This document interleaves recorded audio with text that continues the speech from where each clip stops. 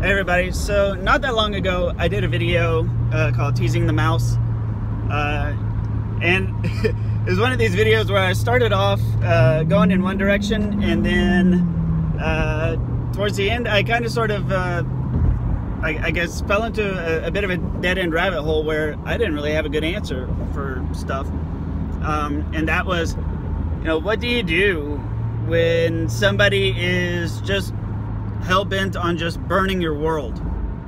You know, because no contact won't prevent them from burning your world. The gray rock method won't prevent them from burning your world. When somebody is hell-bent on damaging and destroying you and harming you, and they don't care about talking to you anymore, they don't care about what it is you have to say, they are at that point diving into you and destroying you. What do you do? I still don't have an answer on that.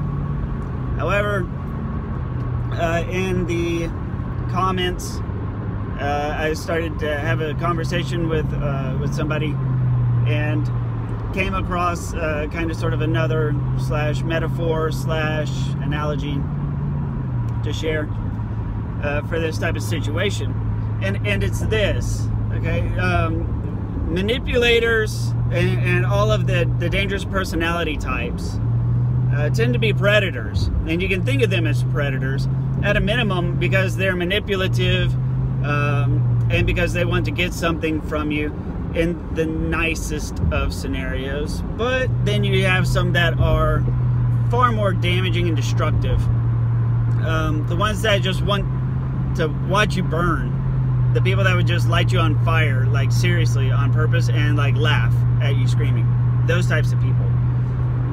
The best analogy that I've come up with so far, and at least I'm proud enough at this one to make a video, is you know, the analogy to large predatory animals and how to cohabitate and coexist with large predatory animals. So think of a zoo, okay? Think of a zoo and all of the dangerous animals contained in the zoo, like the lions, the pumas, you know, tigers, all, you know, gorillas, all of the dangerous carnivore and carnivorous animals that would just see you as food and immediately kill you. I apologize, I keep yawning. I don't know why, because I'm not tired, but I'm sleepy. Think of all of the safety protocols that the zookeepers go through. The way that the environment is designed. Okay? Environmental design is absolutely critical to the safety of the humans around the danger. Okay, if the environment is not designed safely, people get hurt or killed. Okay, what are this, you know, and the safety protocols translate very well to dealing with dangerous predatory people that want to end you, right? So what is the number one rule for going to the zoo? Don't jump into the exhibit, right? No contact with the animals. Do not taunt the animals. Do not feed the animals. Do not come close to the animals. Don't fucking go near the animals, right? Harambe, rest in peace. You know, you don't go near them. The only people that can go near them are the zookeepers, because they have to. I mean, they get paid for it, and they don't want the animals to die. They want your money. You know, even the zookeepers, there's, you know, a series of doors. There are feeding chutes. Protocol is taken to keep, if they have to go into the enclosure, into the exhibit, the animals are moved elsewhere and put into a, you know, a completely locked down separate area. And the door to that area cannot be opened unless, you know, the key is removed and given to the zookeeper that's there in the enclosure. in most cases, in ideal situations. So I have an engineering background, so I know a little bit about industrial safety practices. One of these practices is the practice of a lockout key, where if you have to go inside of a huge furnace, right, and you're the cleaner, there's a lockout key that you pull out of the control panel and give to the guy in the furnace. The furnace absolutely will not turn on without that lockout key. Well, the dude that has the key is the dude in the furnace, so that guarantees and ensures his safety. I believe and I would hope that they would do something similar with large carnivorous critters like the lion. So, but I digress. The point of it is, the vast majority of the safety is in how you construct the environment and how you construct the rules of engagement between human and beast. I'm gonna let that sink in for a minute. The majority of the safety is not in how you interact with the beast. No, nope. No. It's all about hard barriers. Don't contact the animals. Don't fuck with them. Don't put your hand between the bars. You know, stay away as much as possible. And if you have to get near them, you know, near but separate, and have safety protocols. That's how people keep from getting harmed. Well, unfortunately for us, not all of that is very possible, and the vast majority of people just haven't really constructed their lives that way, self-included, because I mean, I just had this thought. So I mean, it'd certainly be interesting for me to try. I'll let y'all know how that experiment goes. We'll see. You know, like some of us are already in the damn room with the lion, right, or the tiger or the bear. Well, then what? Well, we've all seen these man versus wild movies. We've all heard of, you know, what to do, like, you know, for example, I think we've all heard what to do if a bear attacks, right? Because that's the likeliest of scenarios when you're in greater Houston area. You know, we've all heard, you know, animal safety tips. You know, you don't run, you don't attack, you don't run. You just be very still and back away slowly and be uninteresting, like, you know, gray rock technique. And hope that you're not interesting enough or tasty enough to this animal, right?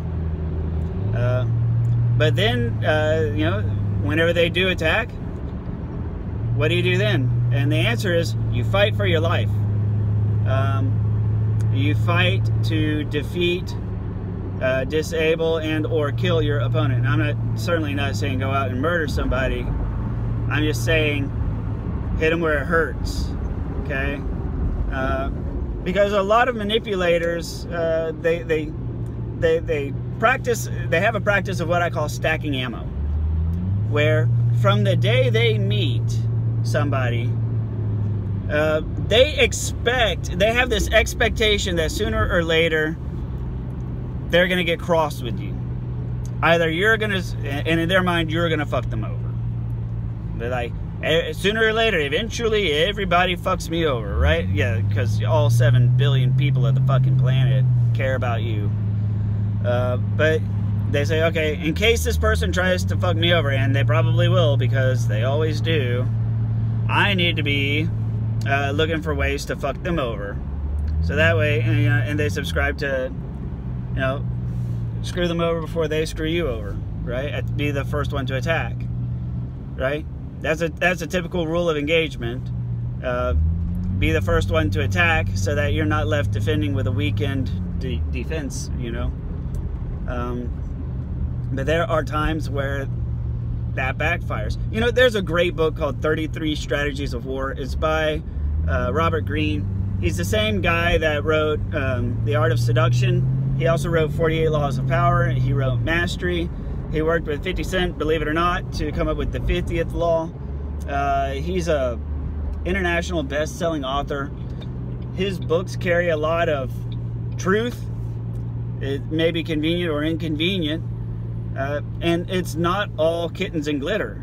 It's not always about how to, you know, sing kumbaya with everybody. He also writes books on, you know, how to deal damage to people and how to protect yourself from the damage dealt by people. He's a great author. 33 Strategies for War. It's worth reading. Get it on Audible, whatever.